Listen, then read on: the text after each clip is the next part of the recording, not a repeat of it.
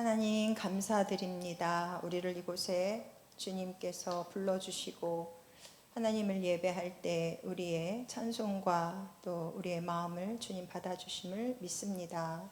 이 시간도 우리 가운데 주님 친히 말씀하여 주시고 주님을 우리 가운데 나타내 주시고 우리를 또한 가르치시고 인도하여 주시옵소서.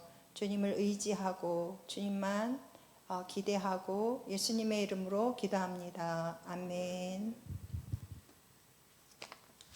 예전에 그런 어떤 TV 인터뷰나 다큐 같은 것을 보거나 이게 또 이제 시대마다 그 시대를 반영하는 드라마 같은 게 있잖아요. 그걸 본 기억이 있는데 부모 세대들이 그리고 특별히 이제 이 가장 아버지들이 고단한 삶을 이기고 살아가는 그 이유가 있어요. 그건 뭐냐면 사랑하는 가족을 위해서 견디고 일한다. 그리고 특히 이제 홀로 된 어머니들의 그 이야기를 보면 그 삶을 지탱하는 그 힘은 오직 그 사랑하는 자녀 때문이다. 이런 고백을 들었던 그리고 보았던 기억이 납니다. 오직 자식을 향한 사랑 그 이유 하나가 그 고난의 삶을 헤쳐나가게 하는 유일한 힘이었다는 그런 정말 애잔한 그런 부모 세대들의 감동의 이야기들이 예전엔 많이 있었어요. 이처럼 이제 세상을 살아가는 사람들은 그 삶을 버티고 이겨내는 각자의 이유가 되는 그 어떤 힘에 의해서 살아간다고 말할 수 있을 것입니다. 여러분도 한 주간 열심히 생활하셨죠? 그리고 그 여러분의 삶을 움직인 힘이 있었을 것이에요. 오늘 이 시간도 이곳에 예배하러 모이신 여러분은 여러분 안에 여러분을 이곳에 오도록 움직이게 한 그 힘이 있었을 것입니다. 오늘 본문의 말씀을 통해서 저는 그리스도인의 동력, 그러니까 그리스도인, 예수님을 따르는 자들이 예수님을 따르도록 하는 그 힘이 무엇인지, 무엇이 그리스도인으로 살게 하는 그 동력이 되어야 하는지 예수님과 베드로의 대화를 통해서 함께 생각해 보려고 합니다. 마이크 울리지 않나요?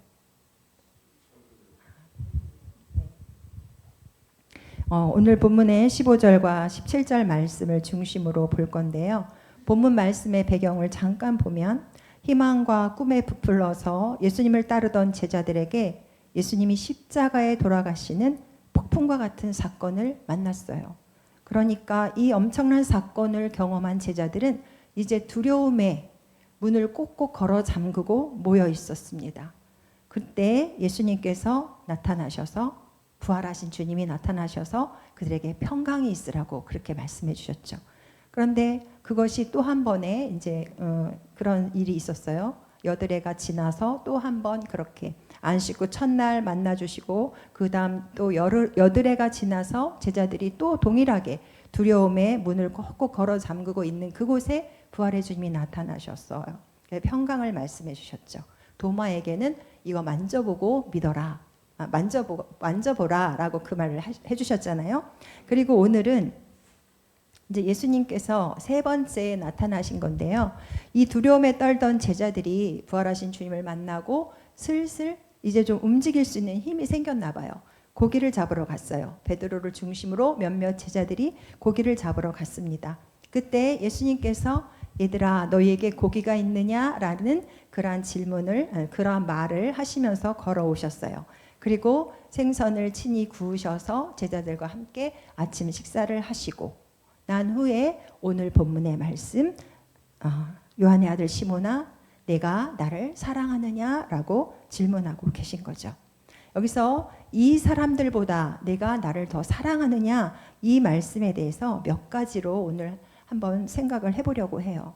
내가 이 사람들보다 나를 더 사랑하느냐 이 질문의 첫 번째는 내가 이 사람들을 사랑하는 것보다 나를 더 사랑하느냐라는 질문이십니다.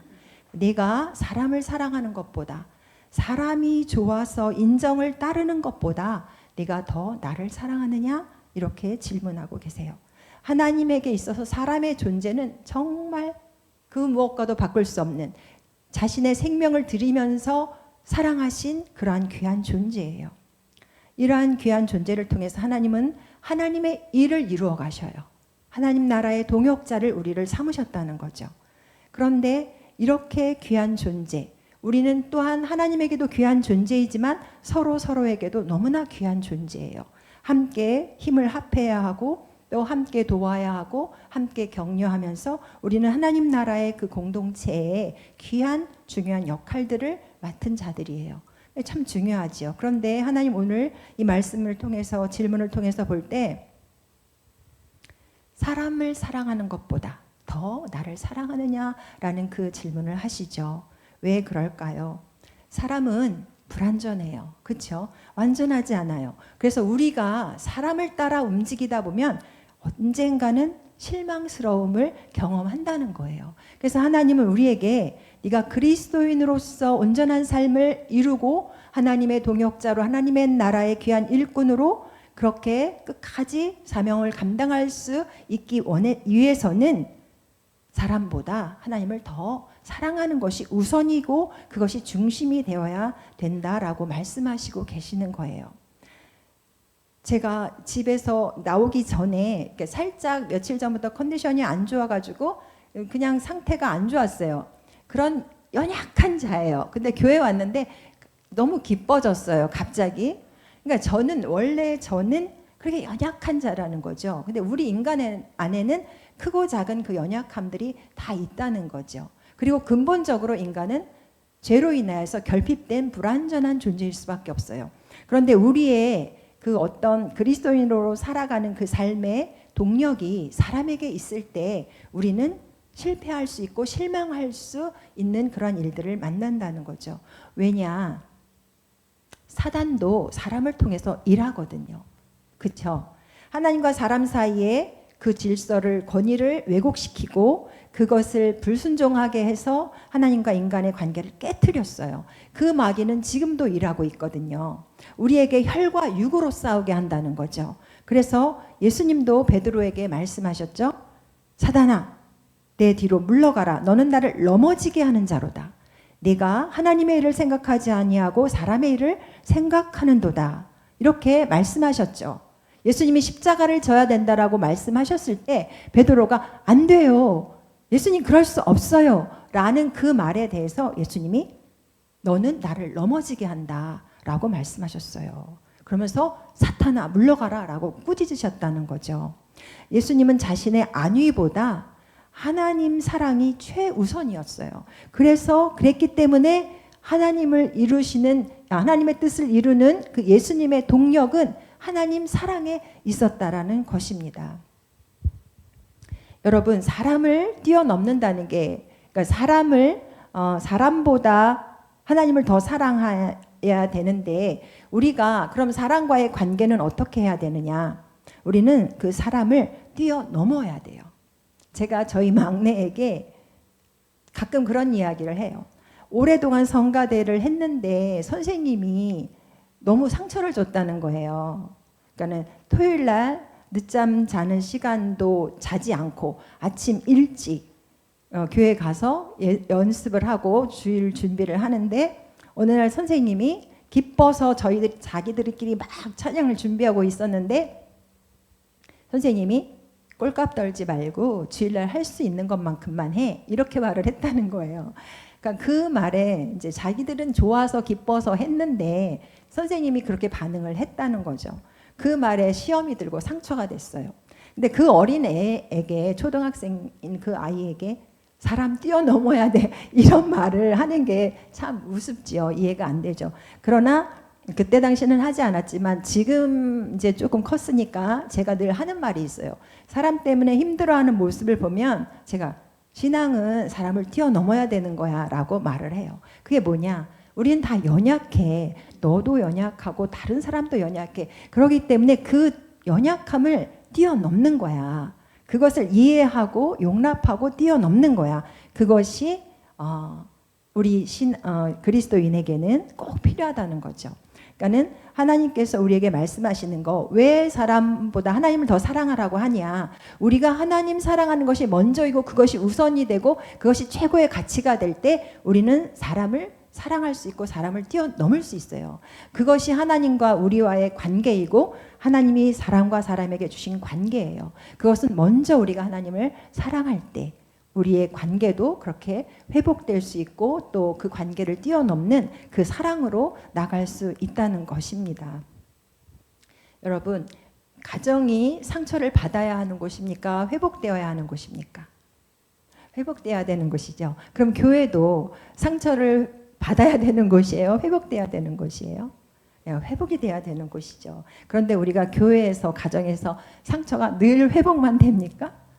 네, 상처도 받지요. 그게 왜 그래요? 우리는 아직 완전한 성화를 이루지 못했어요.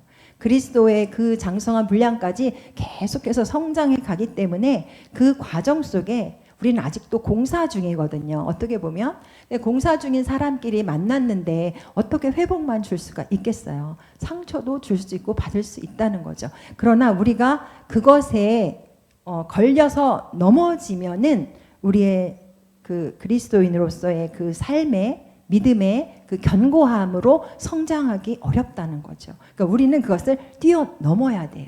뛰어넘는 것이 이제 그 하나님의 사랑 앞에 우리가 먼저 충만해질 때 그 사랑으로 우리는 이 연약한 인간을 뛰어넘을 수 있는 그러한 관계를 이루어가고 공동체를 견고히 세워갈 수 있다는 거죠. 우리가 누군가를 고의로 상처를 주는 경우는 거의 없어요. 그러니까 부지 중에 그냥 내 모습이 연약해서 상처를 주게 되는 거고 또 받게 되는 거거든요. 그래서 우리가 이런 것들을 기억하면 아, 그래, 우리는 부족한 존재야 라는 것에서 출발할 때 우리는 서로를 이해하고 용납하면서 하나님의 공동체를 하나님의 사랑으로 세워갈 수 있게 되는 것입니다. 여러분, 우리가 사람을 뛰어넘어야 되고 사람을 뛰어넘어야 하는 거는 사람으로부터 오는 그 칭찬도 뛰어넘어야 돼요. 오늘 말씀 누가복음 16장 15절 말씀, 예수께서 이르시되 너희는 사람 앞에서 스스로 옳다 하는 자들이나 너희 마음을 하나님께서 아시나니 사람 중에 높임을 받는 그것은 하나님 앞에 미움을 받는 것이니라. 바리새인들이 추구하는 것은 사람에게 인정받는 것이었어요. 인정받는 것, 사람에게 자랑되어지는 것. 그래서 항상 또 자기 중심적이고 자기를 정당화시키는 그러한 사람들이었어요. 우리가 사람을 뛰어넘는 그 믿음은 자기와의 싸움이기도 해요. 내 안에 또 다른 내가 있거든요. 높아지려고 하고 인정받으려고 하고 나 중심적으로 나를 정당화시키고 나를 합리화시키고자 하는 끊임없는 또 다른 내가 있다는 거예요. 그 자기와의 그 싸움이 되어질 때 우리는 나를 뛰어넘는 사람이 되는 거죠.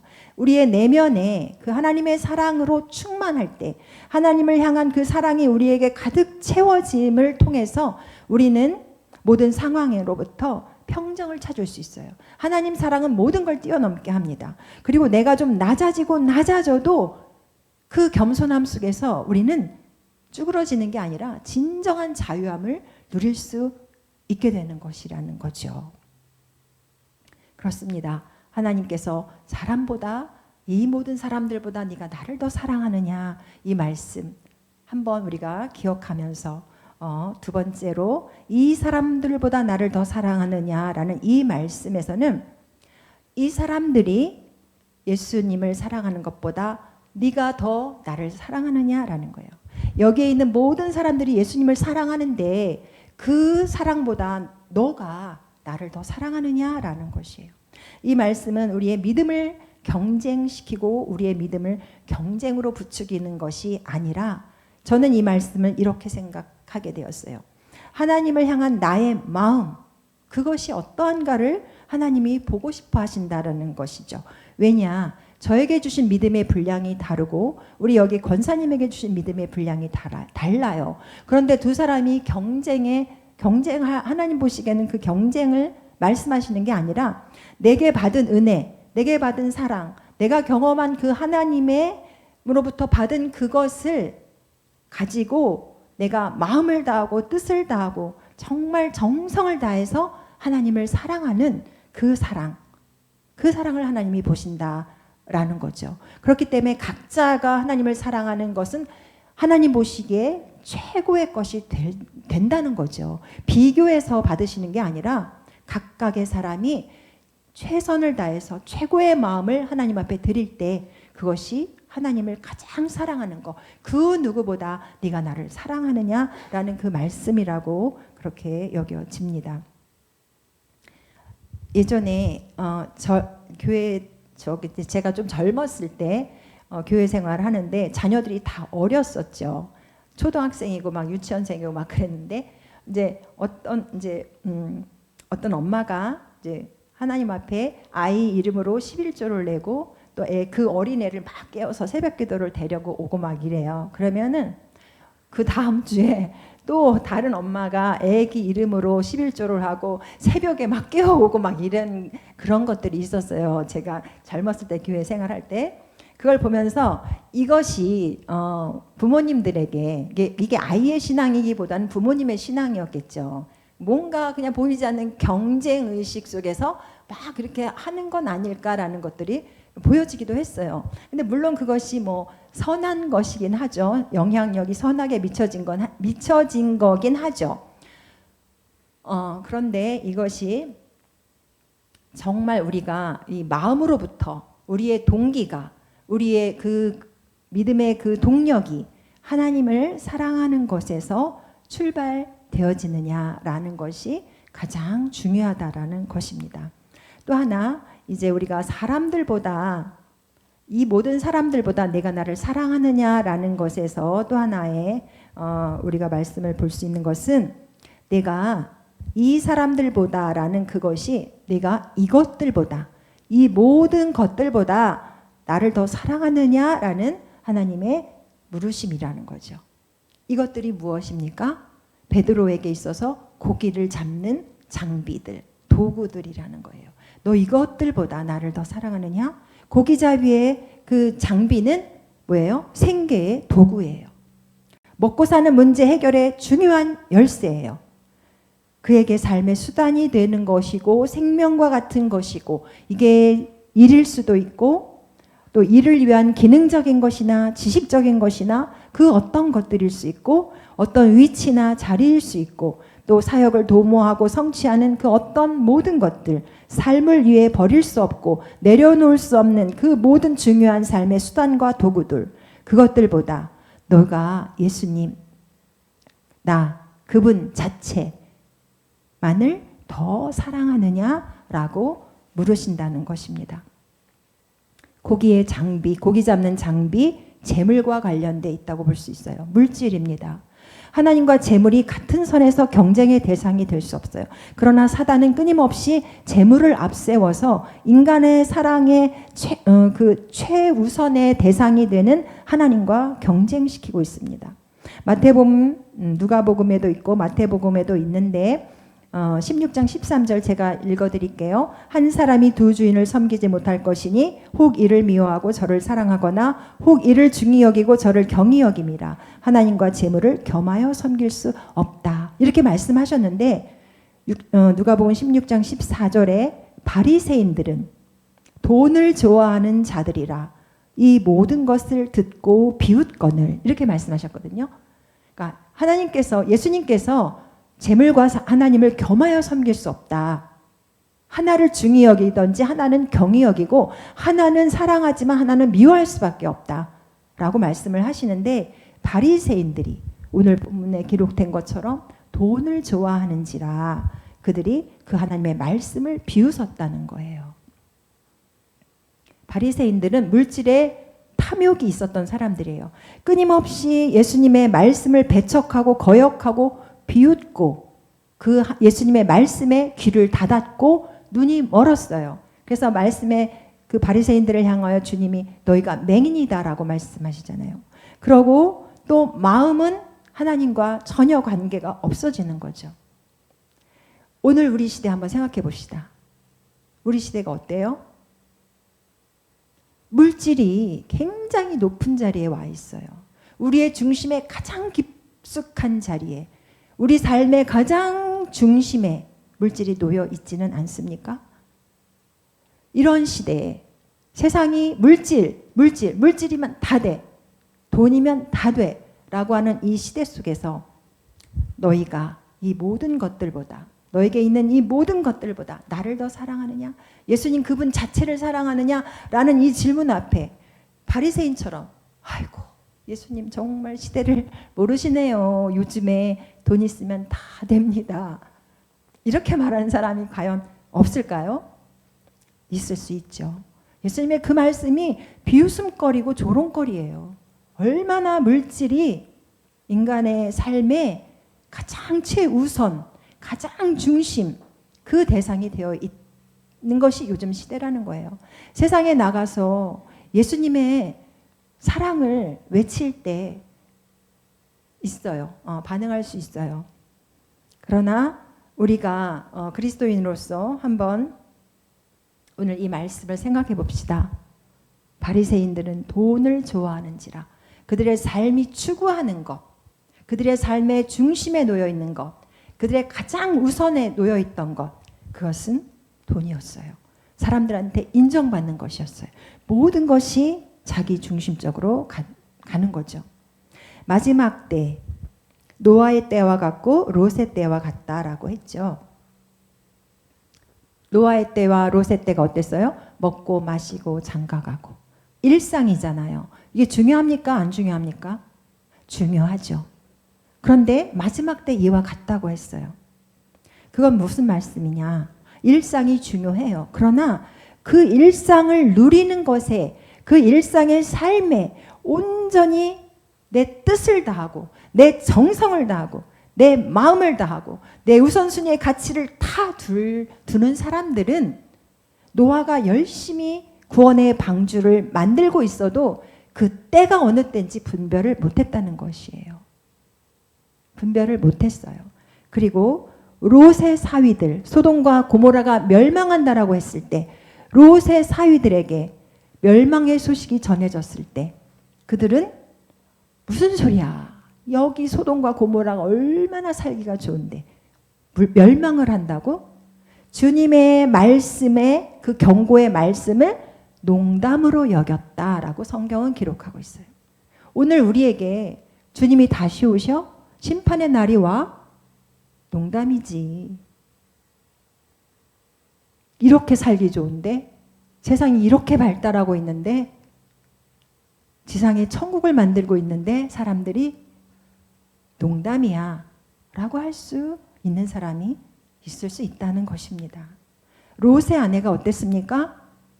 소돔과 고모라가 멸망하니 얼른 피해라 라고 했을 때 도망가다가 그냥 잊을 수가 없었어요. 세상에 그 안락하고 즐겁고 뭔가 자기에게 만족을 주고 최고의 무엇인가를 공급했던 그 세상을 놓고 갈 수가 없어서 뒤를 돌아다 보잖아요. 세상을 못 끊었어요.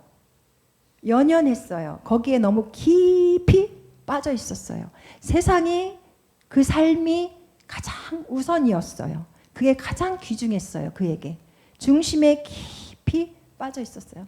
그랬을 때 그는 돌아다 보면서 소금 기둥이 될 수밖에 없었죠. 네. 오늘 주님이 세 가지로 물으시죠.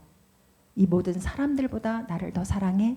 나를 사랑함으로 이 모든 사람을 뛰어넘을 수 있어? 사랑으로 뛰어넘을 수 있어? 그래야 네가 그리스도인의 삶을 온전히 이룰 수 있어. 두 번째, 내 안에 있는 끊임없이 올라오는 그 인간의 욕구, 높아짐, 인정받음, 어떤 성공, 나를 드러내고자 하는 것들, 그것들보다 나를 더 사랑하느냐.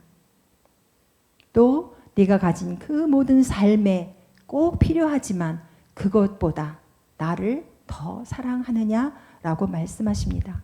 주님은 이 사랑 속에서 그리스도인의 삶을 명령하십니다. 사랑하느냐, 내 양을 먹이라, 이렇게 사명을 주시지만 오늘 우리 모든 그리스도인들에게도 네가 나를 사랑하느냐? 그러면 그리스도인으로 살아가라.